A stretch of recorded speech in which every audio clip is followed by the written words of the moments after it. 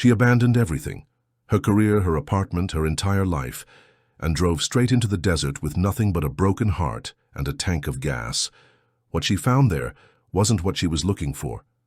It was what she never knew she needed: a mysterious community, a silent leader with eyes like ancient wisdom, and a choice that would change everything. But when a powerful mining company threatens to destroy the sacred land that saved her soul, she must decide, will she run again, or will she fight for the only place that ever felt like home? If you love stories of transformation and unexpected love, smash that like button, hit subscribe for more incredible tales, and drop a comment telling me where in the world you're watching from right now. The cityscape blurred past Emma Parker's window like watercolors in rain, each skyscraper a gray monument to the life she was abandoning. Her hands trembled against the steering wheel, not from fear, but from the overwhelming lightness of letting go. 27 years of suffocating expectations had finally broken her, and she drove toward the horizon with nothing but a half-empty gas tank and the desperate hope that the desert might swallow her whole. The weight in her chest had been growing for months, a leaden mass that made breathing feel like drowning. Corporate meetings that bled meaning from words, relationships that demanded performance rather than presence, a mirror that reflected a stranger wearing her face. The final straw had been her mother's voice through the phone, sharp with disappointment. "Emma, when will you finally settle down and stop this nonsense?" But this wasn't nonsense. This was survival. The interstate stretched endlessly ahead, asphalt ribboning through sage and sand. With each mile, the concrete grip of civilization loosened its hold. Cell towers became scarce, then vanished entirely. The radio crackled with static before going silent, leaving only the hum of tires against earth and the vast, breathing quiet of open space. Emma's reflection in the rearview mirror showed hollow eyes and the ghost of who she used to be. Her designer blazer lay crumpled in the back seat, beside a hastily packed suitcase, remnants of a life that had fit her like a borrowed coat, too tight in all the wrong places. She had left behind her apartment, her job, her careful savings account, and, most importantly, the carefully constructed persona that everyone expected her to maintain. The sun began its descent toward the western mountains, painting the sky in shades of amber and rose. Emma pulled over at a gas station that seemed older than time itself, its paint peeling like ancient skin. An elderly Navajo man behind the counter watched her with knowing eyes as she bought water and a package of crackers. "Long way from home?" he asked, his voice carrying the weight of wind-carved canyons. "I don't know where home is anymore," she replied, the truth slipping out like water through cupped hands. He nodded as if this made perfect sense. "Sometimes we got to get lost to find where we belong." The words followed her back to the car, settling in her chest alongside the Awoke. She drove deeper into the desert as darkness fell, her headlights carving a narrow path through infinite space. The stars emerged one by one, brilliant pinpricks in a velvet sky that seemed to arch down and embrace the earth. Emma's eyelids grew heavy. The road began to waver, reality softening at the edges. She should stop, should find a motel, should make the practical choice. But the desert called to something wild and broken inside her, something that had been caged too long in fluorescent offices and climate-controlled spaces. The last thing she remembered was the steering wheel slipping from her fingers, the car drifting to a gentle stop on the shoulder. Above her, the Milky Way spilled across the sky like spilled milk on dark cloth, and for the first time in years, Emma Parker breathed without the weight of tomorrow pressing down on her chest. Consciousness returned in fragments, the taste of copper and dust, the sensation of movement without effort, voices speaking in a language that flowed like water over stones. Emma's eyes fluttered open to find herself cradled in strong arms, her body wrapped in a blanket that smelled of sage and wood smoke. The face above her was weathered and kind, belonging to a woman whose silver-streaked hair caught the morning light. Dark eyes studied Emma with the gentle intensity of someone accustomed to healing. "Yasate," the woman said softly, the greeting carrying warmth that transcended language barriers. Emma tried to speak, but her throat felt lined with sand. The woman, she looked to be in her 60s, shifted her carefully, supporting her head while offering small sips of water from a clay vessel. The liquid was cool and pure, tasting of deep wells and patience. "Where?" Emma's voice cracked like old paper. "Safe," the woman replied in accented English, her pronunciation careful and deliberate. "You are safe now." They were moving, in what Emma gradually recognized as the back of a pickup truck, the desert landscape rolling past in waves of red rock and silver sage. Other figures moved around her, an older man driving, two younger women sitting nearby, all watching her with expressions of concern rather than curiosity. Emma's memory flickered back to the previous night, the endless drive, the weight of abandonment, the final surrender to exhaustion. She should have been afraid, waking up among strangers in a place she didn't recognize. Instead, she felt held by something larger than herself, as if the desert had reached out through these people to catch her fall. The truck slowed, turning, onto a dirt road that wound between low hills dotted with juniper and pinon pine. In the distance, Emma could see buildings emerging from the landscape as if they had grown there naturally. Adobe structures the color of earth, their lines soft and welcoming. Smoke rose from chimneys, and children played in dusty yards where dogs basked in the morning sun. "Where are we?" Emma asked. "Home," the woman replied simply, then seemed to understand that more explanation was needed. "Reservation. My family found you sleeping by the road." She paused, studying Emma's face. The desert can be dangerous alone. As they pulled into what appeared to be the central area of a small community, Emma saw people emerging from their homes. Men in flannel shirts and worn jeans, women in colorful blouses, children with bright eyes and curious expressions. "No," one stared or whispered. They simply watched with the patient attention of people accustomed to witnessing both arrivals and departures.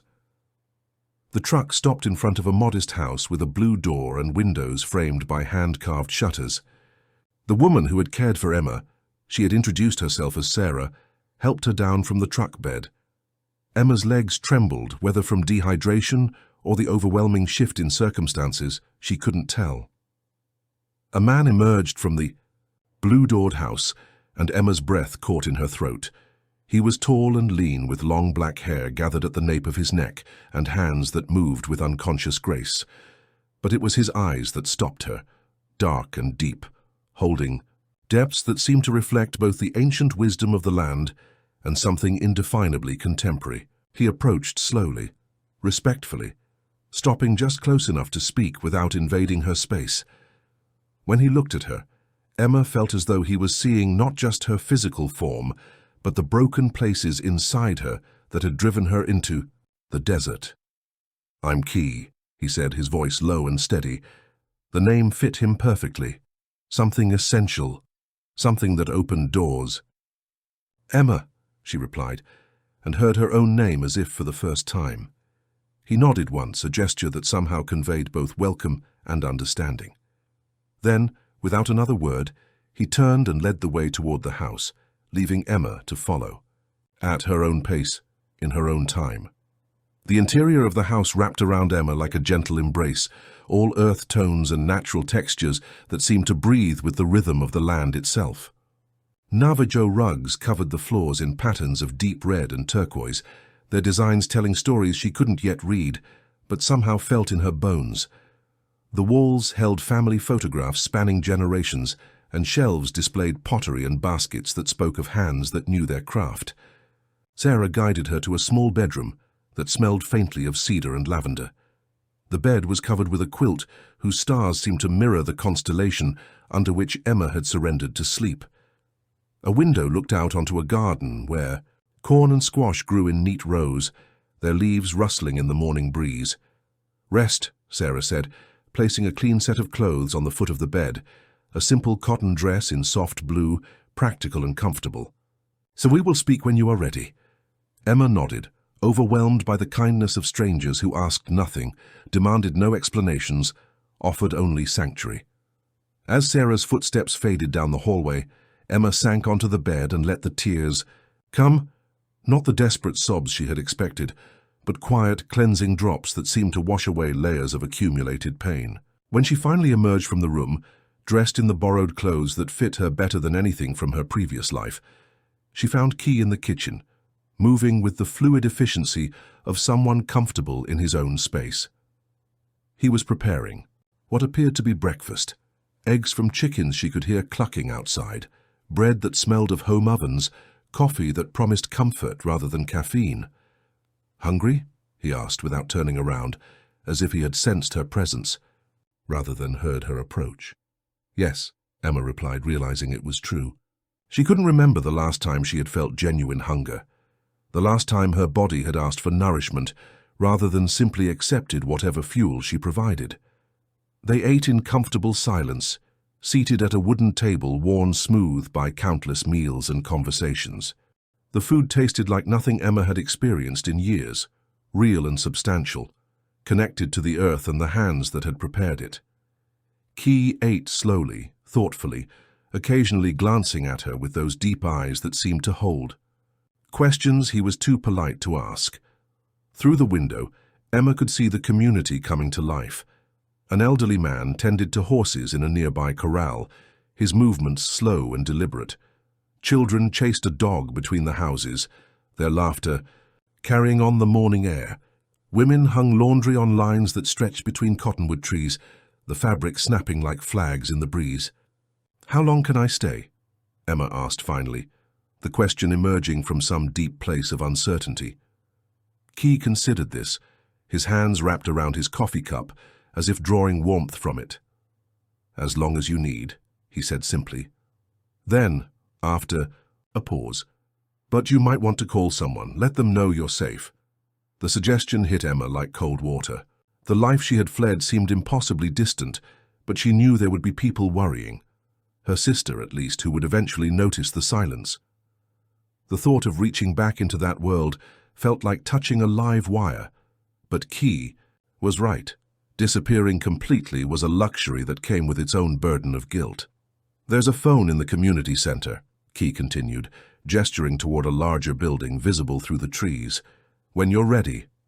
The phrase hung between them, "when you're ready."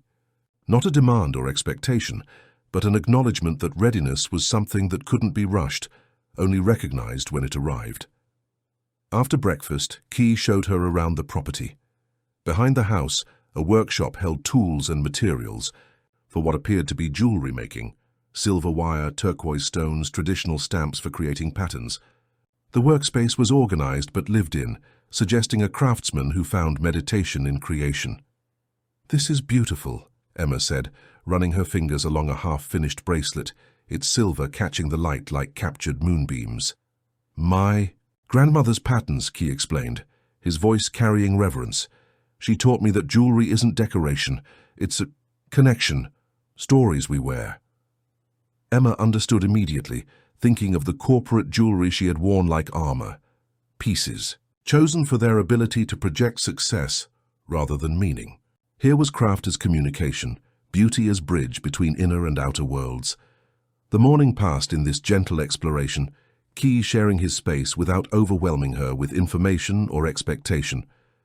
Emma began to feel something she hadn't experienced in years, the simple pleasure of being present, of existing without agenda or performance.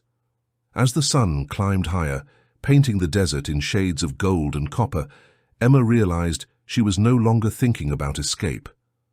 For the first time in longer than she could remember, she was exactly where she wanted to be. The days that followed took on a rhythm as natural as breathing.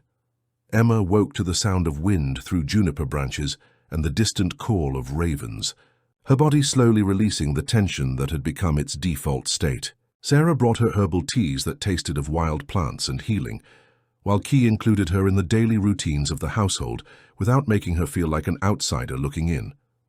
She learned that this was a small community within the larger Navajo nation, a place where traditional ways and modern necessities existed in careful balance. Key worked as a cultural liaison for the tribal government, helping to preserve and document traditional practices while navigating the complex relationships between the reservation and the outside world. Sarah was a respected elder and healer, her knowledge of plants and their properties sought by people from neighboring communities. Emma's presence was accepted with the kind of generous pragmatism she had never encountered in her previous life. No one demanded her story or questioned her right to be there. Children smiled at her shyly, adults nodded their greetings, and slowly she began to understand that belonging here wasn't something to be earned, but something to be grown into, like a plant finding its proper soil. On her fourth morning, Sarah knocked gently on her bedroom door. "Would you like to help me gather plants?" she asked, holding a cloth bag and a small knife with a worn wooden handle. Emma followed her into the desert, learning to see the landscape through different eyes. What had appeared to be empty wilderness revealed itself as a complex ecosystem, filled with medicines and stories. Sarah showed her 4 o'clocks that closed their petals against the midday heat, wild oregano that grew in rocky crevices, and sage that grew in silver-green clusters. "Everything has its purpose," Sarah explained, carefully harvesting only what was needed and leaving thanks in the form of cornmeal sprinkled on the earth. Plants, people, even difficult times, nothing is wasted. As they walked, Emma found herself speaking about her former life, not the dramatic narrative of escape she might have expected, but quiet observations about feeling disconnected from purpose, about the gradual erosion of joy until even simple pleasures felt foreign. Sarah listened without judgment, occasionally asking gentle questions that helped Emma articulate feelings she had barely acknowledged. "In our tradition," Sarah said as they rested in the shade of a cottonwood tree, "we believe that sometimes people need to lose themselves completely before they can find who they really are. The desert teaches this. Everything here looks dead from a distance, but look closer." She gestured to the seemingly barren ground around them, and Emma began to notice the subtle signs of life. Tiny flowers hiding between rocks, insects, moving with purpose, the barely visible green of new growth emerging from what appeared to be dry earth. That afternoon, Key invited her to accompany him to the community center, where he was working on a project to digitize historical documents and oral histories. The building was larger than most in the community, with solar panels on its roof and satellite internet that connected this remote place to the wider world. "We're trying to preserve our stories," Key explained, as he led her to a room filled with computers, scanners, and boxes of documents. "Not just for ourselves, but for future generations who might grow up in cities and need to remember where they come from." Emma watched him work, his large hands surprisingly gentle as he handled old photographs and handwritten accounts of ceremonies and migrations. His concentration was complete yet peaceful, a quality she remembered from watching master craftsmen who had found their true calling. "I could help with this," she said suddenly, surprising herself. "I mean, if you want. I have experience with database management, digital archiving." Key looked up from the scanner, studying her face with that direct gaze that seemed to see through pretense to truth. "You're sure? It's not exciting work." "I'm sure," Emma replied, and knew it was true. The idea of helping to preserve these stories felt like the first meaningful work she had contemplated in years. They spent the rest of the afternoon setting up a system for organizing the digital files, Emma drawing on her corporate experience, while Key provided context about the cultural significance of different materials. It was collaborative work that required no performance or competition, just shared purpose and mutual respect. As evening approached and they walked back to the house, Key stopped at a small rise that overlooked the community. The setting sun painted the adobe buildings in shades of rose and gold, while smoke from dinner fires created gentle spirals against the darkening sky. "Thank you," he said quietly. "For what?" "For seeing this place. For wanting to help." He paused, then added, "Not everyone who comes here understands what they're looking at." Emma nodded, understanding that he was referring to more than just the physical landscape. Standing there in the gathering dusk, surrounded by the soft sounds of a community settling into evening, she felt something shift inside her, not healing exactly, but the beginning of healing, like the first green shoots pushing through desert. Soil after rain, the digitization project became Emma's anchor in the flowing days that followed. Each morning she and Key would settle into the quiet rhythm of preservation work, handling documents that carried the weight of generations. Photographs showed faces that could have been Key's relatives, their eyes holding the same depth and dignity. Letters written in English and Navajo told stories of resilience and adaptation, of families maintaining connection across vast distances and cultural divides. Emma learned to read the subtle signs that indicated a document's importance, the careful handwriting of formal correspondence, the intimate scrawl of personal notes, the official stamps that marked interactions with government agencies. Key provided context that transformed names and dates into living history, explaining kinship connections and ceremonial significance with the patience of someone who understood that knowledge was meant to be shared, not hoarded. "This is my great-grandfather," Key said one afternoon, pointing to a photograph of a man in traditional dress standing beside a hogan. He was one of the people who walked back from Bosque Redondo, 4 years in exile, then home again. Emma studied the man's face, seeing in it the same quiet strength that characterized Key. How do you carry that history? How do you hold on to it without being crushed by it? Key was quiet for a long moment, his fingers tracing the edge of the photograph. "My grandmother used to say that stories aren't burdens, they're gifts.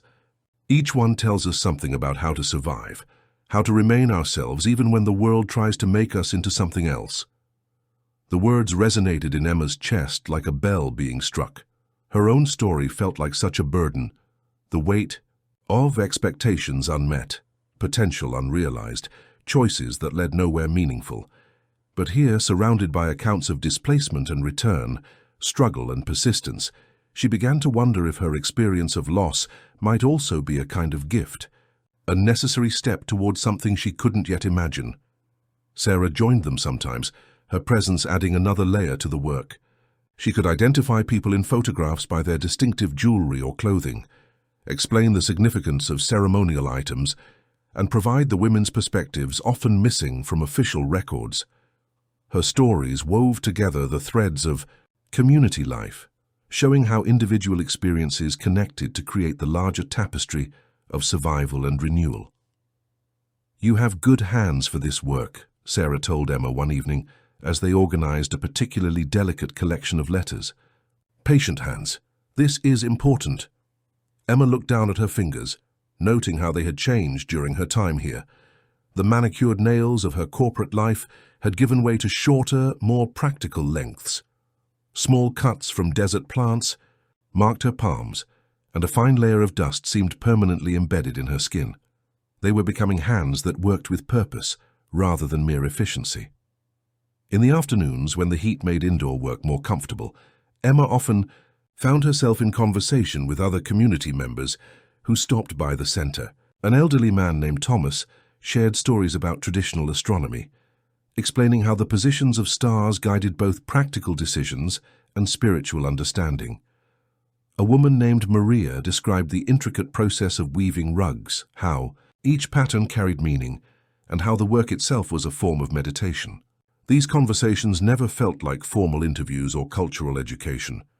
Instead, they emerged naturally from shared tasks, helping to sort documents, sharing meals, sitting in the shade during the heat of the day. Emma began to understand that knowledge here wasn't something taught in isolated lessons, but something that flowed through daily life like water through the landscape, shaping everything it touched. One afternoon, while organizing a collection of correspondence between the community and various government agencies, Emma came across documents that made her pause. Letters about mining permits, environmental impact studies, legal challenges to development projects. The language was familiar from her corporate background, but seeing it in this context, as potential threats to the place that was healing her, gave it new and troubling meaning. "There's a company that wants to expand mining operations," Key explained when she asked about the documents. "They say it will bring jobs, but—" He gestured toward the window, where children played in the distance and gardens grew in careful rows.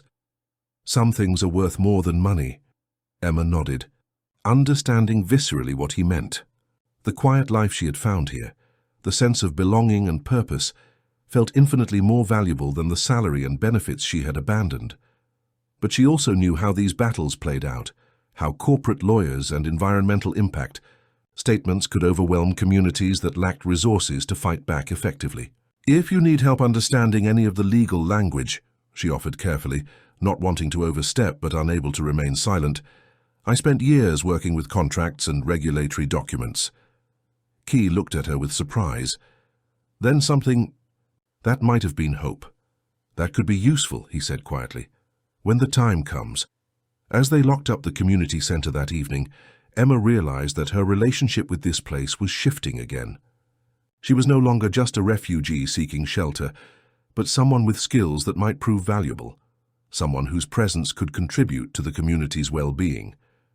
It was a transformation as subtle and significant as the desert's daily shift from day to night, changing everything while appearing to change nothing at all. The workshop behind Key's house became Emma's refuge during the hottest part of each day. Key had given her permission to explore the tools and materials there, and she found herself drawn to the meditative work of jewelry making. Her first attempts were clumsy, silver wire bent at awkward angles, turquoise stones that refused to sit properly in their settings, but Key offered gentle guidance without judgment, his hands covering hers to demonstrate proper technique. "Feel the metal," he said one afternoon, as Emma struggled with a particularly stubborn piece of wire. "It wants to bend, but slowly, like everything worth doing." His touch was brief and professional, but Emma felt warmth spread up her arms and settle somewhere in her chest. She had grown accustomed to his physical presence, the way he moved through space with unconscious grace, the concentration that made his features still and thoughtful when he worked. What surprised her was how natural it felt to have him close, how his presence had become not an intrusion, but a comfort. Over the weeks, their conversations had deepened beyond the polite exchange of host and guest. Key shared stories about his education, years spent in Phoenix studying government and law, the strange experience of navigating two worlds simultaneously, the relief of returning home with knowledge that could serve his community. Emma found herself speaking about her own education, the pressure to succeed that had driven her through college and into a career that gradually consumed her sense of self. "I was so afraid of failing," she confessed one evening, as they worked side by side in the golden light of sunset. "I forgot that there are different ways to succeed." "Success looks different here," Key agreed. "It's not about accumulating things. It's about maintaining relationships with people, with the land, with traditions that connect us to something larger than ourselves." Emma nodded, understanding dawning like light spreading across the horizon. In her previous life, success had been a ladder to climb, each rung requiring the abandonment of something essential. Here, success seemed more like a web, complex, interconnected, strengthened by the very relationships that corporate life had taught her to see as inefficient distractions. One morning, Sarah knocked on Emma's bedroom door earlier than usual, holding something wrapped in soft cloth. "I have something for you," she said, settling onto the bed beside Emma with the careful movements of someone whose bones held decades of desert mornings. She unwrapped the cloth to reveal a silver bracelet, its surface decorated with traditional patterns that seemed to dance in the early light. The craftsmanship was exquisite, each line deliberately placed, each curve flowing naturally into the next. But it was more than beautiful. It radiated the kind of presence that came from being made with love and intention. "This was my mother's," Sarah explained, lifting the bracelet with reverent hands. "She wore it when she was young, when she was learning to be a woman in a world that was changing too fast around her." Emma stared at the bracelet, overwhelmed by the generosity of the offer, but uncertain whether she could accept something so clearly precious. "Sarah, I can't. This is your family." "Family isn't just blood," Sarah said gently. "Sometimes the spirits bring us people who need what we have to give. My mother would have liked you. She would have understood what you're looking for." With careful ceremony, Sarah placed the bracelet on Emma's wrist. The silver was cool against her skin, but seemed to warm quickly, as if responding to her pulse. The weight of it felt significant, not heavy, but present, a reminder of connection and responsibility. "Wear it while you're learning," Sarah said. "When you're ready to leave, if you choose to leave, you can return it. But while you're here, you're part of this family. The bracelet reminds everyone of that, including you." Emma touched the silver. Patterns with her fingertips, feeling the subtle texture of designs that told stories she was only beginning to understand. The bracelet fit perfectly, as if it had been waiting for her wrist. Throughout the day, she found herself glancing at it, drawing comfort from its presence and from the acceptance it represented.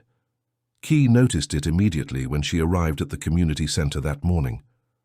His eyes lingered on the bracelet, and something in his expression suggested he understood its significance even better than Emma did. "She gave you my great-grandmother's bracelet," he said quietly, more observation than question. "Is that appropriate?" Emma asked, suddenly worried that she had misunderstood some cultural protocol. Key smiled, the expression transforming his serious features into something almost boyish. "It means she trusts you," he said, "and that she sees you as family. Sarah doesn't make gestures like that lightly." The rest of the day took on a different quality, as if the bracelet had shifted Emma's position in the community from visitor to participant. People's greetings seemed warmer, their conversations more inclusive. Children who had been shy began approaching her with the easy confidence of familiarity. Even the dogs seemed to accept her presence with new equanimity. That evening, as Emma helped Sarah prepare dinner, she asked about the patterns on the bracelet. Sarah's face lit up with pleasure as she explained each design: mountains that represented strength, water symbols for life and flow, geometric patterns that connected earthly experience to celestial rhythms. "Your great-grandmother was an artist," Emma observed, studying the intricate work. "All our grandmothers were artists," Sarah replied. "They had to be. Beauty was how they fought against everything that tried to make them ordinary." The words stayed with Emma as she settled into sleep that night, the silver bracelet cool against her wrist where she had decided to leave it on. Outside her window, the desert breathed its ancient rhythm, and she felt herself becoming part of that breath, part of the story that was still being written in patterns of silver and stone. The archives revealed their secrets slowly, like flowers opening at their own pace. Emma developed an intuitive sense for organizing the documents, creating categories that honored both chronological order and cultural significance. Correspondence between tribal leaders and government officials told one story, while personal letters between family members told another, and the photographs spoke in their own visual language of faces and landscapes that carried their own truths. Key worked beside her with the focused attention of someone for whom this preservation was deeply personal. Each document represented not just historical record, but family memory, community identity, proof of persistence against forces that had tried to erase or diminish their presence. Emma watched him handle a letter from his grandfather with the same reverence she had seen him show turquoise stones and silver wire, everything precious, everything deserving of care. "There are people who think we should let go of the past," Key said one afternoon, as they catalogued a series of photographs from a traditional ceremony. "Move forward. Assimilate, become modern. They don't understand that our past isn't a weight holding us back. It's a root system that keeps us steady when the wind blows." Emma nodded, thinking about her own relationship with history. Her corporate life had been built on the assumption that progress meant leaving the past behind, that change always required abandonment. Here she was learning about evolution that honored what came before while adapting to what was necessary for survival. The mining documents had been organized into their own section, a growing collection that represented both threat and opportunity. Emma spent hours reviewing environmental impact studies and legal filings, her corporate background allowing her to decode language designed to obscure rather than clarify. What she found troubled her.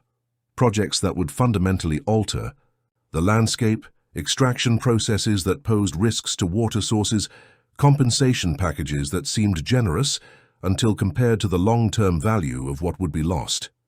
"They want to lease the land near Whispering Canyon," Key explained when Emma asked about the most recent proposals. "It's sacred ground, ceremony site that's been used for hundreds of years, but the legal classification doesn't protect it the way it should." "What would it take to change the classification?" Emma asked, her mind already working through the regulatory possibilities she remembered from environmental law seminars. "Proof of historical significance that meets federal standards," Key replied, frustration evident in his voice. Documentation that satisfies their criteria, which aren't designed for our way of recording history. Emma set down the document she was holding, an idea beginning to form. The archives we're organizing, do they include materials related to the canyon, photographs, ceremonial records, anything that shows continuous use? Key's expression shifted from frustration to something approaching hope. There might be. We haven't finished cataloging everything yet. They spent the next several days combing through boxes they hadn't yet opened, searching for any documentation related to Whispering Canyon. What they found was better than Emma had dared hope. Photographs dating back decades showing ceremonies at the site, letters describing its significance in traditional teaching, even a hand-drawn map created by an elder showing the relationship between the canyon and other sacred locations. This could work, Emma said, studying the collection they had assembled. It's exactly the kind of historical documentation that could support a petition for sacred site designation. You think so? Key asked, and Emma heard years of disappointment in his voice, the weariness of fighting battles with inadequate weapons. I know so, she replied firmly. I've seen environmental protection cases built on much less evidence than this. That evening, Emma sat on the small porch behind Key's house, watching stars emerge in the darkening sky, while the silver bracelet caught moonlight on her wrist. The desert air carried the scent of sage and the distant sound of someone playing. A flute, notes that seemed to rise and fall with the natural rhythm of the landscape. Key emerged from the house carrying 2 cups of tea, settling beside her on the wooden steps. They sat in comfortable silence for a while, 2 people who had learned to appreciate the conversation that existed without words. Thank you, he said finally. For what? For seeing possibilities I couldn't see, for bringing knowledge from a world I understand, but don't always know how to navigate. Emma looked at him in the starlight, noting the strong line of his profile and the way his hands curved around his teacup with unconscious grace. Thank you for letting me help, for making me feel useful again. You've been useful since the day you arrived, Key said, his voice quiet but certain. Not because of what you know about legal documents, but because of who you are, the way you listen, the way you care about things that matter. The words settled into Emma's chest like warm honey, easing something that had been tight and painful for longer than she could remember. In her previous life, her value had been measured by productivity, by her ability to generate results that could be quantified and compared. Here she was valued for qualities she had almost forgotten she possessed: patience, empathy, the capacity to see beauty in small moments. I don't know what happens next, she admitted, voicing a fear that had been growing stronger as the days passed. I don't know if I can stay here indefinitely, but I don't know how to go back to what I was before. Key was quiet for a long moment, his gaze fixed on the star-scattered sky. Maybe the choice isn't between staying and going back, he said, finally. Maybe it's about becoming someone who can bridge both worlds. The possibility hung between them like a star just appearing on the horizon, distant but real, offering guidance for a journey Emma was only beginning to understand she was capable of making. The morning brought news that arrived like a cold wind through the community. A representative from Copper Mesa Mining had been calling tribal headquarters, pressing for a meeting about moving forward with the permitting process. The caller had been polite but insistent, using language that Emma recognized from her corporate days, phrases designed to create urgency while obscuring their true implications. Emma found Key in his workshop, his hands working silver wire with more force than usual, bending it into patterns that spoke of frustration and determination. The morning light illuminated the tension in his shoulders, the careful control he was exercising over movements that wanted to be less precise. They're trying to rush the process, he said without looking up from his work. Schedule a meeting before we can organize our response properly. When? Emma asked, settling onto the stool across from his workbench. Next week. They want to present their final proposal to the tribal council. Key's fingers paused in their work, gripping the silver wire until his knuckles showed white beneath brown skin. They know we don't have our documentation ready yet. Emma studied his profile, noting the way his jaw tightened when he was angry. In the weeks she had known him, she had rarely seen him express strong emotion directly. His strength seemed to come from a deep well of patience and acceptance. Watching that composure crack revealed the depth of what this fight meant to him. "What if we could be ready?" she asked quietly. Key looked up at her then, his dark eyes searching her face for something she wasn't sure she understood. The petition would take weeks to prepare properly. Legal documents, cultural impact statements, all the bureaucratic requirements. What if it didn't have to be perfect? What if we could prepare something strong enough to buy time, force them to slow down their timeline? Emma's mind was already working through possibilities, drawing on years of experience with corporate negotiations and regulatory processes. The key wasn't to win immediately, but to shift the balance of power, to transform the dynamic from one of inevitable loss to one of strategic advantage. "I could help draft the preliminary documents," she continued, warming to the idea. "We have enough material in the archives to make a compelling case. It wouldn't be the full petition, but it would be enough to show that serious opposition exists." Key set down his tools, giving her his complete attention. "You would do that?" "Of course I would do that." The response came without hesitation, surprising Emma with its certainty. "This place has given me sanctuary. Let me return the favor." They spent the rest of the morning strategizing, Emma explaining the intricacies of environmental law, while Key provided cultural context that would make their arguments resonant rather than merely technical. The work required a different kind of collaboration than their archive project, more urgent, more consequential, demanding the best of both their skill sets. Sarah joined them for lunch, listening quietly as they outlined their plan. When they finished, she was silent for a long moment, her weathered hands wrapped around her coffee cup as if drawing warmth from it. "This could bring trouble," she said finally, "not just from the mining company. Some people in the community might not appreciate outsider involvement in tribal business." The words hit Emma like cold water, reminding her that her position, here however comfortable it had become, remained fundamentally provisional. She was still a guest, still someone whose presence depended on the goodwill of others. "I hadn't thought of that," Emma said quietly, her certainty beginning to waver.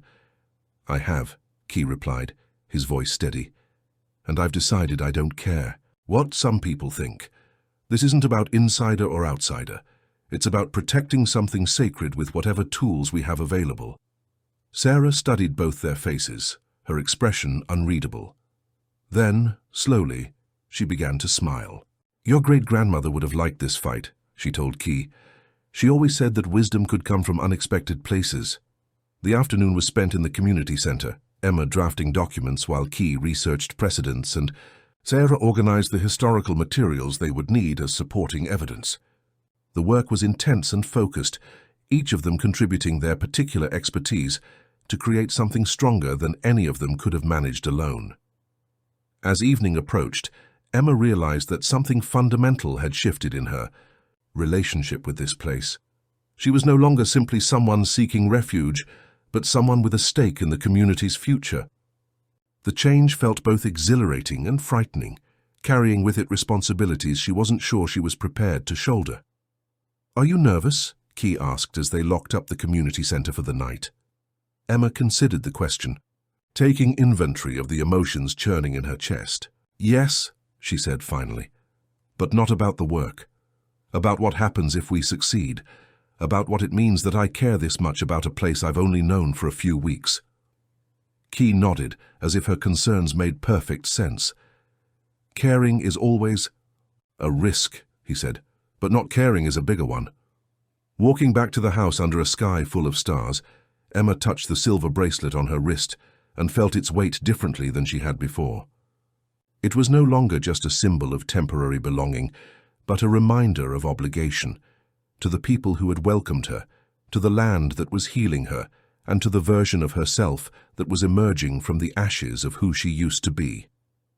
The documents took shape over 3 sleepless days, Emma's fingers flying across the keyboard, while Key provided cultural context, and Sarah offered the kind of traditional knowledge that couldn't be found in any textbook.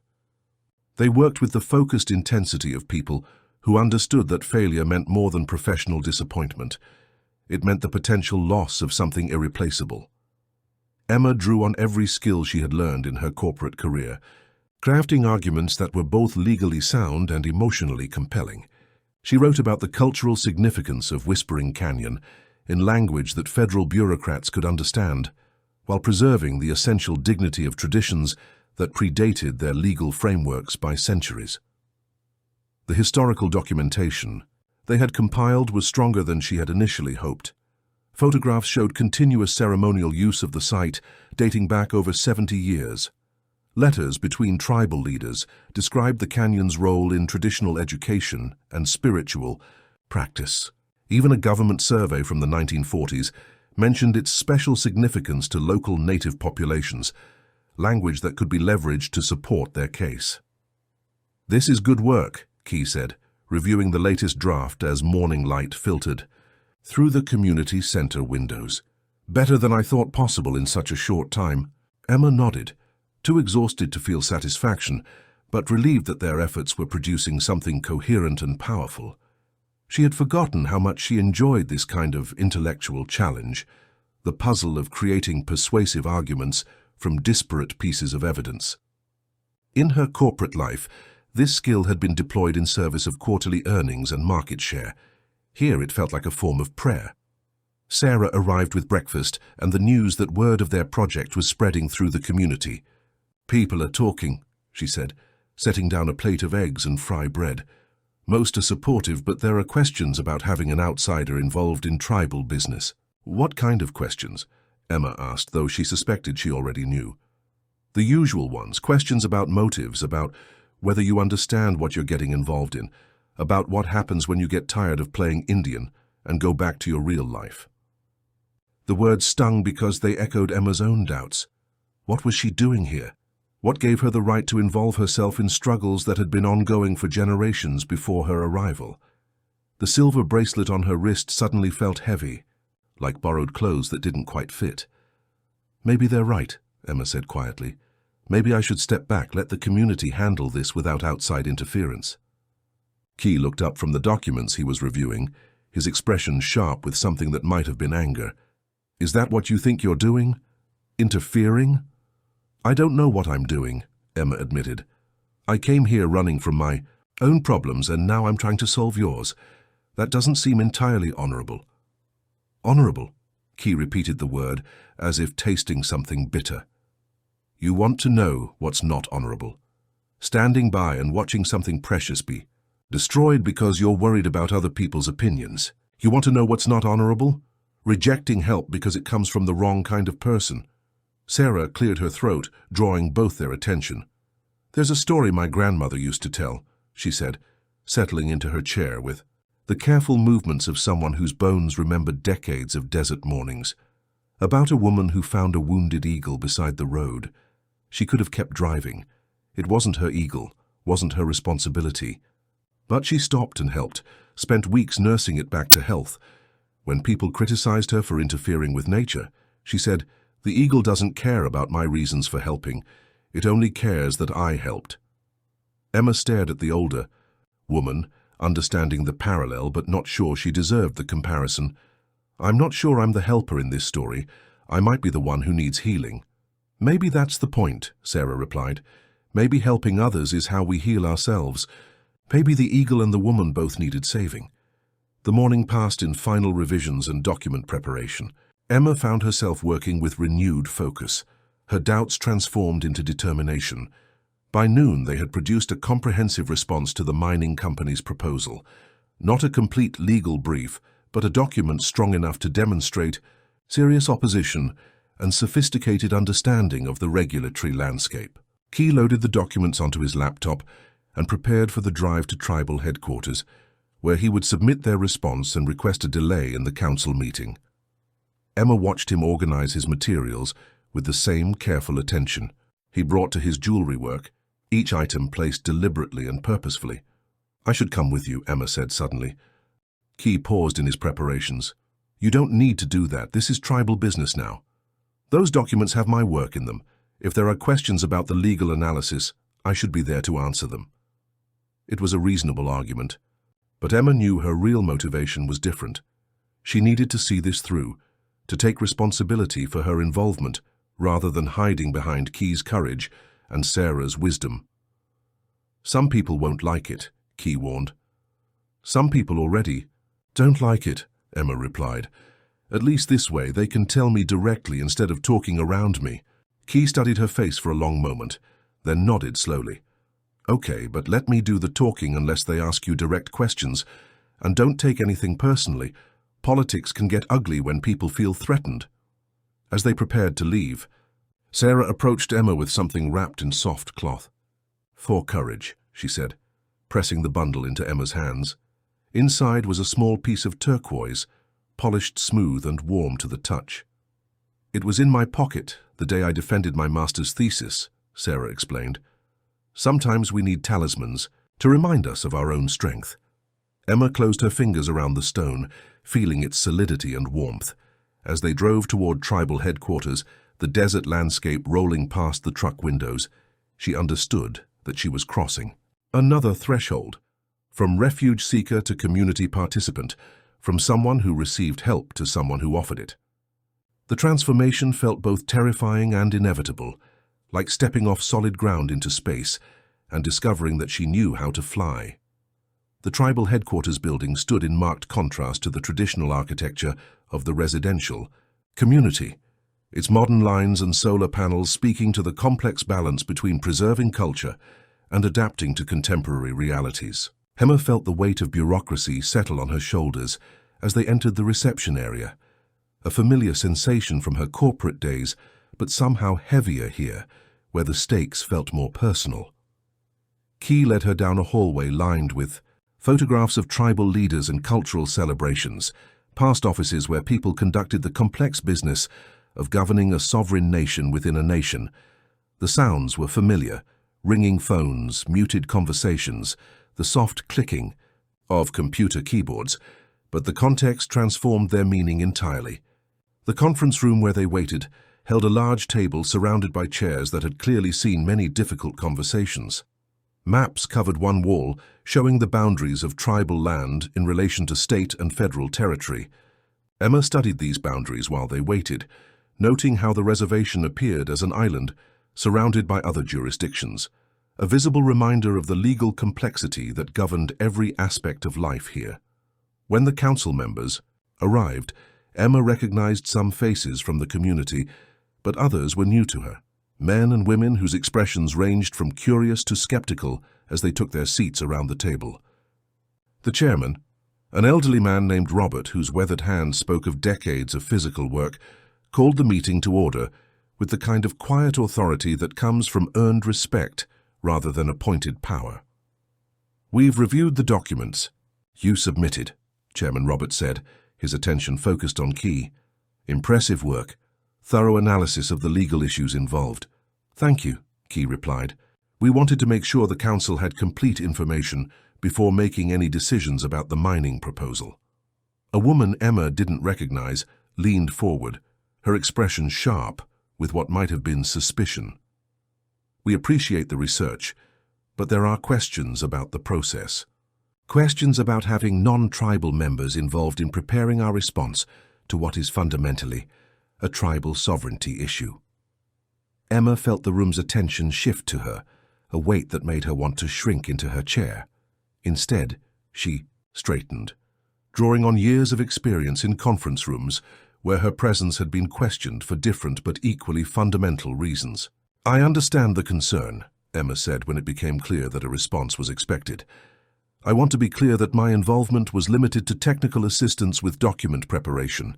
The analysis, the arguments, the strategy, all of that came from tribal members who understand these issues far better than I ever could."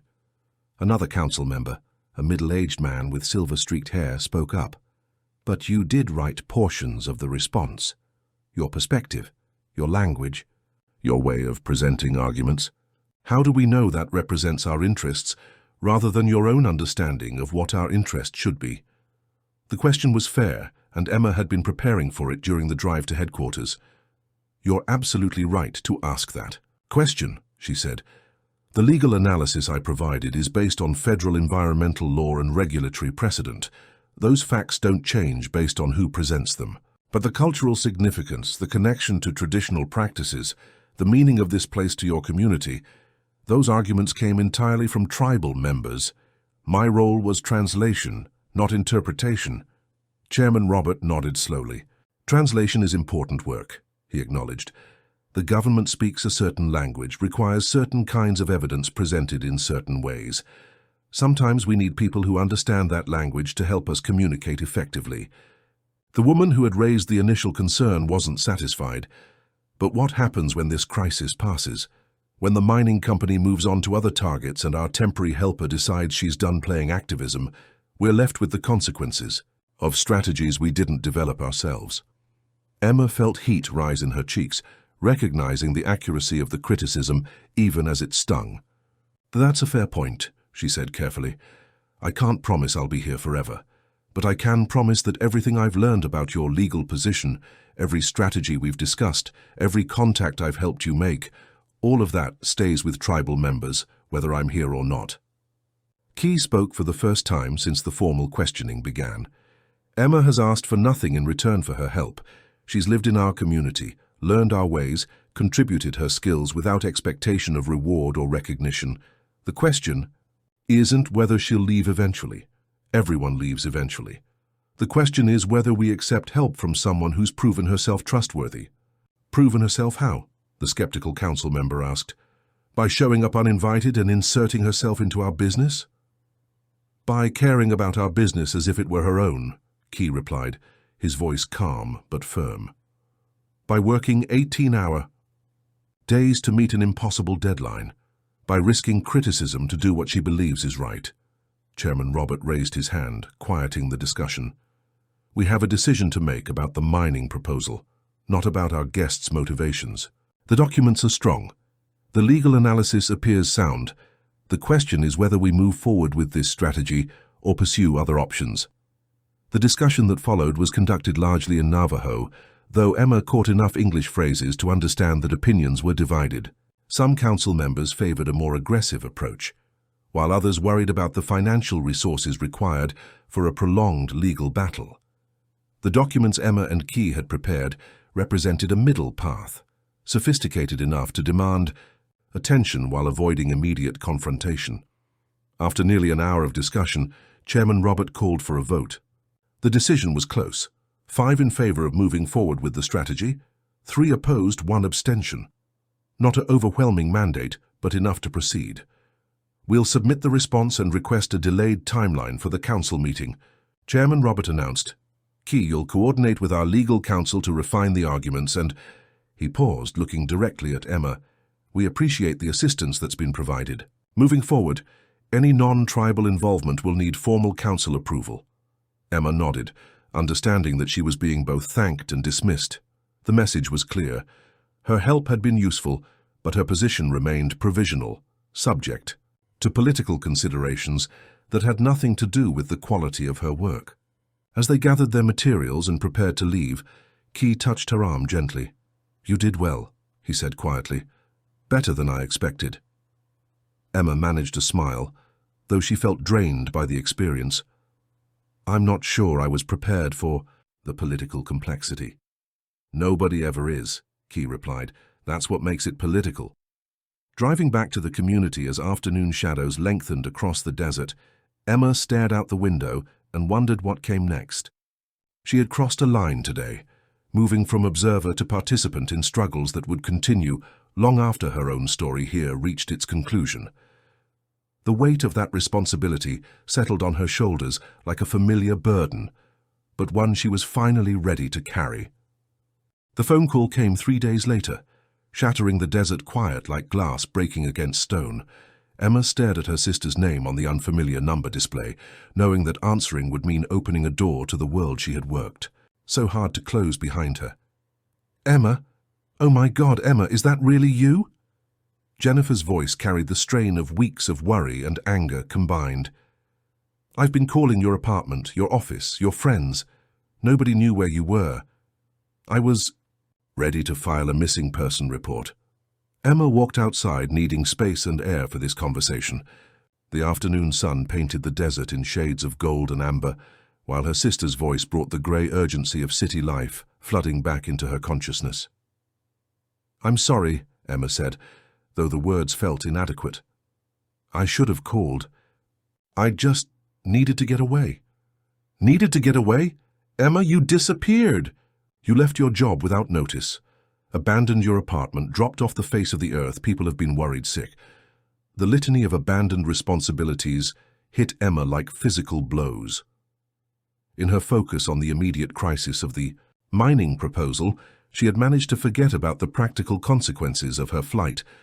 Bills that needed paying, contracts that required attention, a life that couldn't simply be suspended indefinitely. "Where are you?" Jennifer continued. "I'll come get you. Whatever happened, whatever breakdown you're having, we can figure it out, but you can't just disappear like this." "I'm not having a breakdown," Emma said, though even as she spoke the words she wondered if they were true. "I'm in New Mexico, on the Navajo reservation. I'm helping with a project here." The silence that followed was pregnant with disbelief. "You're what? Emma, you don't know anything about reservation life. You barely knew any Native American history when we were kids. What are you possibly doing there?" Emma looked around at the landscape that had become home, trying to find words that would make her presence here comprehensible to someone who lived in a world of deadlines and performance metrics. "I'm learning," she said finally, "about a different way of living, about what matters. What matters is that you have responsibilities, a career you worked years to build, financial obligations, a life that doesn't just disappear because you decide to go find yourself in the desert." The conversation continued for another 20 minutes, Jennifer, alternating between anger and concern while Emma tried to explain a transformation she didn't fully understand herself. When she finally hung up, promising to call again soon and think seriously about coming home, Emma felt the weight of two worlds pulling her in opposite directions. Key found her sitting on the porch steps an hour later, staring at the phone, as if it were a dangerous animal that might bite if she moved too quickly. "Bad news?" he asked, settling beside her with the easy grace that had become so familiar. "My sister. She's been worried about me. Wants me to come back to Phoenix, sort out my life, be responsible." Emma paused, then added, "She's not wrong. I have been irresponsible. I have things I need to handle." Key was quiet for a moment, his attention focused on the horizon, where the sun was beginning its descent toward the mountains. "Responsibility looks different depending on where you stand," he said finally. "What feels irresponsible to her might feel like the only responsible choice to you, but she's right about the practical things. I have bills, contracts, legal obligations. I can't just pretend they don't exist." "No," Key agreed. "You can't. But you can choose how to handle them." That evening, Emma sat in her borrowed room and made a list of everything that required her attention in the world she had abandoned. The list was longer than she had expected: credit card payments, insurance, renewals, professional contracts that included penalty clauses for early termination. Each item represented a thread connecting her to a life that suddenly felt foreign, as if it belonged to someone else entirely. Sarah knocked on her door as Emma was reviewing her bank statements on her laptop, calculating how long she could afford to remain unemployed.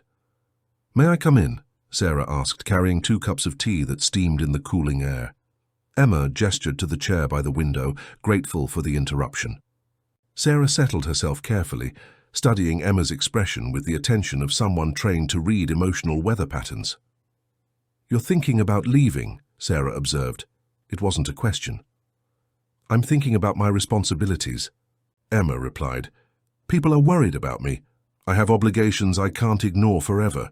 Sarah sipped her tea, considering this. "When I was young," she said, "I thought responsibility meant doing what other people expected of me. It took me years to understand that real responsibility means doing what your spirit knows is right, even when other people don't understand."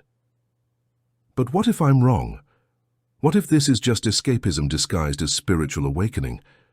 What if I'm hiding from my real life instead of facing it?" "Then you'll find out," Sarah said simply. "But hiding and healing look very similar from the outside. Only you can know which one you're doing." Emma looked down at the silver bracelet on her, Wrist, its familiar weight offering comfort in the midst of uncertainty. If I leave to handle things in Phoenix, can I come back? This will always be here, Sarah replied. But you might not be the same person when you return. Change is like that. It moves in one direction. The words settled into Emma's chest with the weight of prophecy. She understood that Sarah was offering both permission to leave and warning about the cost of departure. Whatever decision she made would close certain doors while opening others, reshaping not just her immediate circumstances, but her fundamental understanding of who she was and who she might become. That night, Emma lay awake, listening to the desert wind and weighing options that felt equally impossible. Return to Phoenix and risk losing the healing she had found here, or stay and risk destroying the practical foundation that made choice possible in the first place. In the darkness, with the silver bracelet cool against her wrist, she realized that perhaps the choice wasn't between two different lives, but between two different ways of living the same life. The decision, when it came, arrived with the clarity of dawn breaking over the horizon, inevitable, transformative, and beautiful in its simplicity. Emma's decision crystallized during the pre-dawn hours, when the desert held its breath between night and day.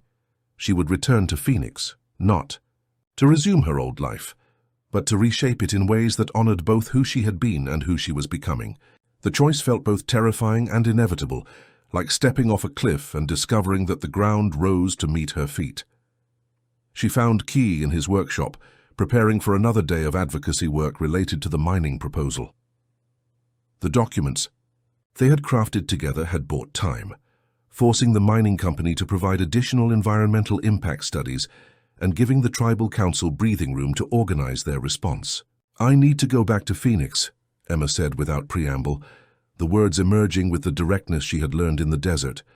"But not permanently, not to resume my old life." Key looked up from the silver wire he was shaping, his hands stilling as he gave her his complete attention. "What will you do there?" "Close one chapter properly so I can open another one honestly." Emma settled onto her usual stool, the workshop feeling like a sanctuary where difficult truths could be spoken safely.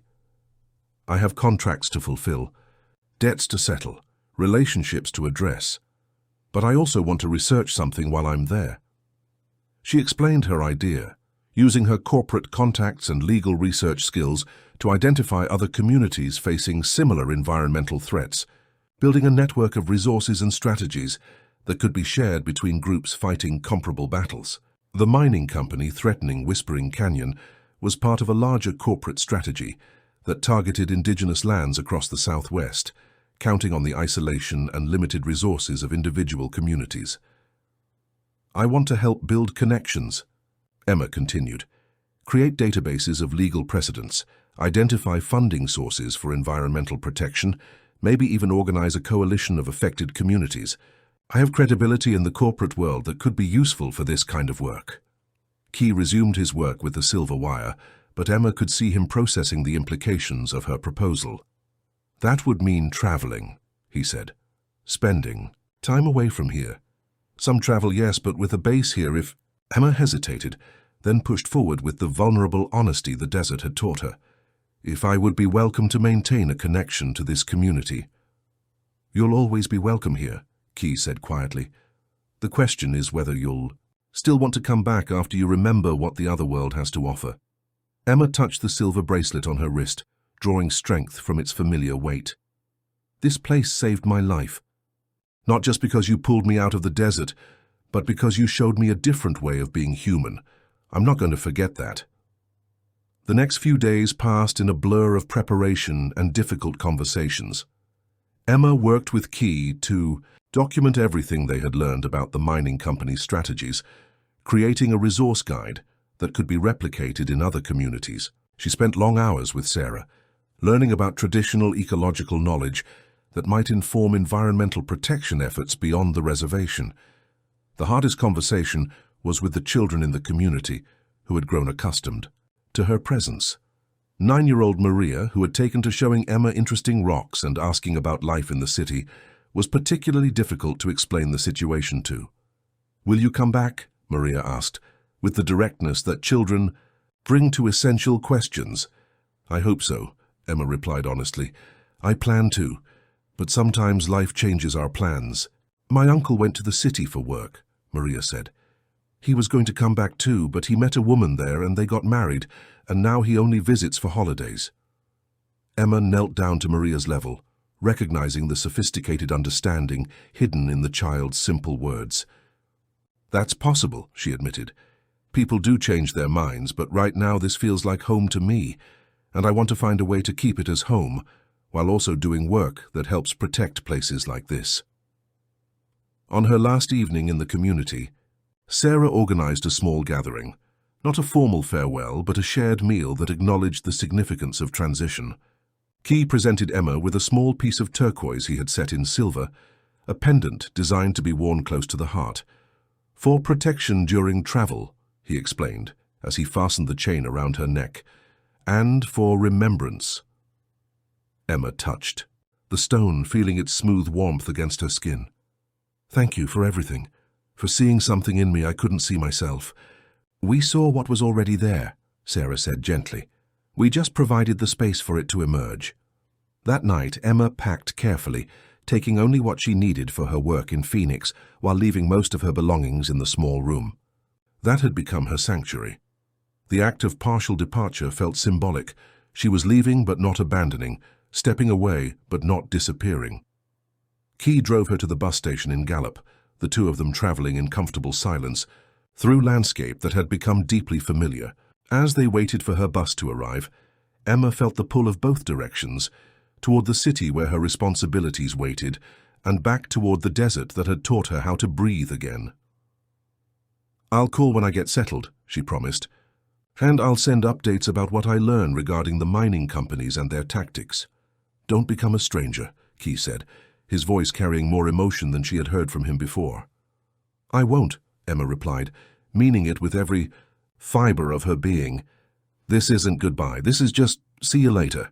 As the bus pulled away from the station, Emma watched the desert landscape scroll past her window and felt herself stretched between two worlds, connected to both, fully belonging to neither. For the first time since her flight into the desert, this felt not like displacement, but like expansion, as if she were learning to exist in a larger space than she had previously imagined possible.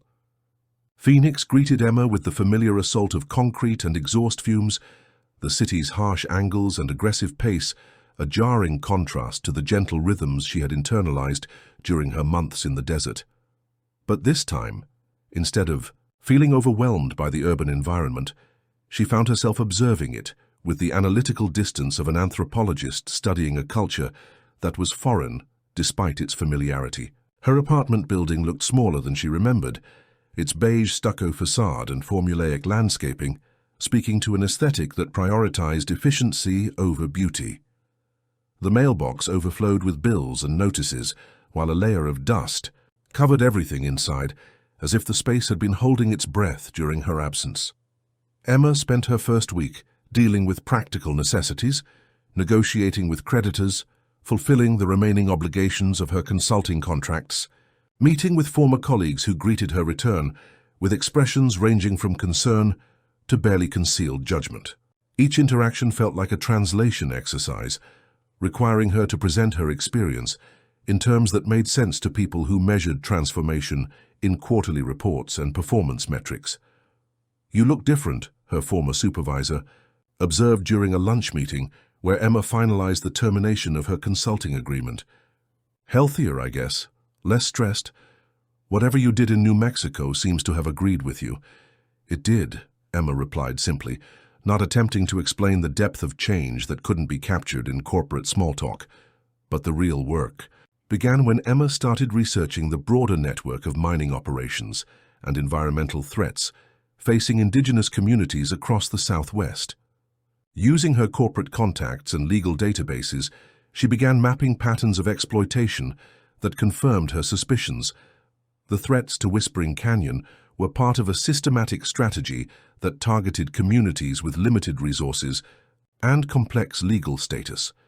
The research was both fascinating and heartbreaking. She found communities fighting similar battles from Arizona to South Dakota, each struggling in isolation against well-funded corporate interests that shared strategies and resources. What emerged was a clear picture of how environmental racism operated at the systemic level, using legal complexity and geographic isolation to fragment opposition. Emma's apartment became a command center covered with maps, legal documents, and contact information for tribal attorneys and environmental activists. She spent long hours on the phone, introducing herself to people who had been fighting these battles for decades, explaining her background and offering the kind of technical assistance that had proven valuable in her work with Key's community. "We've been trying to get someone to review these environmental impact studies for months," explained Dr. Maria Santos, a Pueblo environmental scientist fighting a proposed uranium mine near her reservation. "But we can't afford the kind of expert analysis that carries weight in federal court. I'm not an environmental scientist," Emma cautioned, "but I can review the legal language and identify inconsistencies or areas where the analysis seems inadequate. Sometimes the problem isn't the science, but how it's presented." These conversations became the foundation for what Emma began calling the Desert Protection Network, an informal coalition of communities, activists, and legal experts who shared resources and strategies. Emma used her corporate experience to create secure databases for sharing information, organize conference calls between widely scattered allies, and translate complex legal documents into accessible summaries. The work was demanding, but deeply satisfying in ways her corporate career had never been. Each successful intervention, a delayed permit, a strengthened environmental review, a connection between communities fighting similar battles, felt like a victory, not just for the immediate beneficiaries, but for a larger vision of how resources and expertise could be shared across traditional boundaries. 3 months into her Phoenix residency, Emma received a call from Key with news that the mining company had withdrawn its proposal for Whispering Canyon, citing economic factors that everyone understood meant more resistance than anticipated. The coalition of tribal attorneys they had connected with had filed additional challenges, while the environmental network Emma was building had provided technical support that strengthened their legal position. "We did it," Key said, his voice carrying a joy that made Emma's heart ache with the desire to be there to celebrate in person. "You did it," Emma corrected. "I just helped with the paperwork." "We did it together," Key insisted.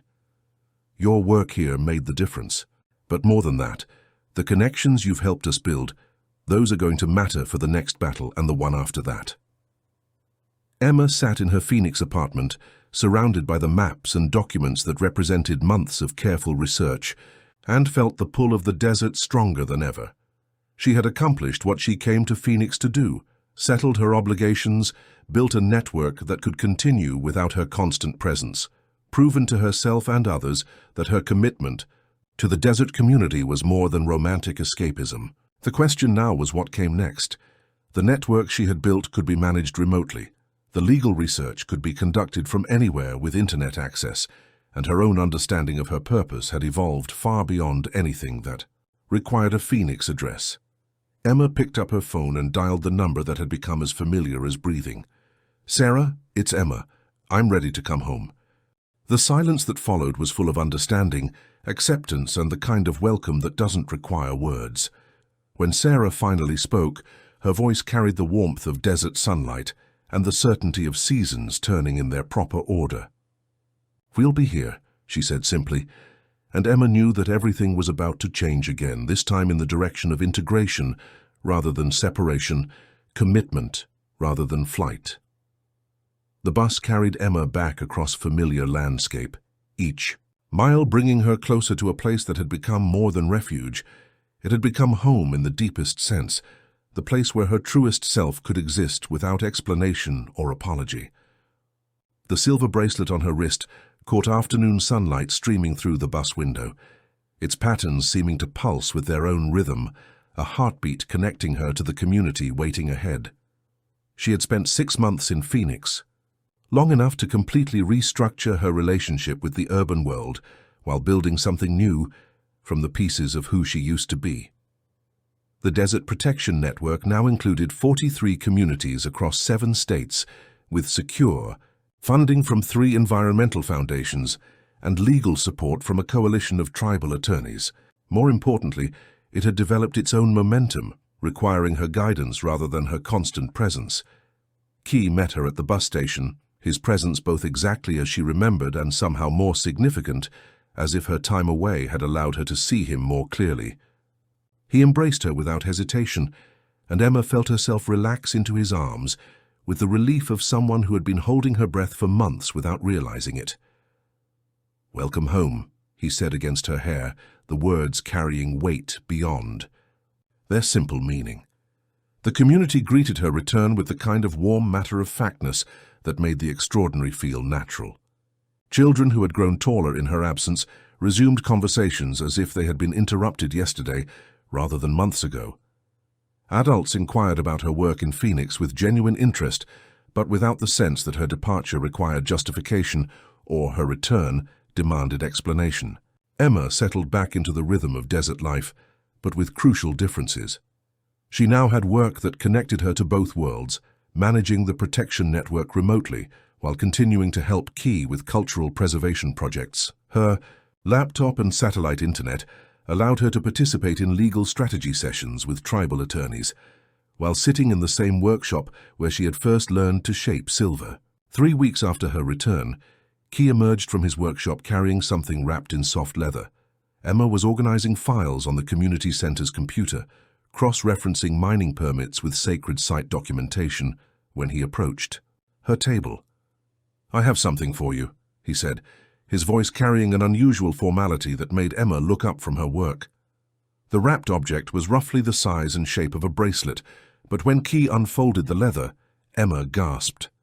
The silver work was extraordinary. Traditional patterns interwoven with contemporary designs that somehow captured both ancient wisdom and modern strength. Turquoise stones were set at intervals around the circumference, their blue-green depths seeming to hold sky and water in perfect balance. "You made this," Emma said, not quite a question. "We made this," Key corrected. "I shaped the silver, but the design came from our work together.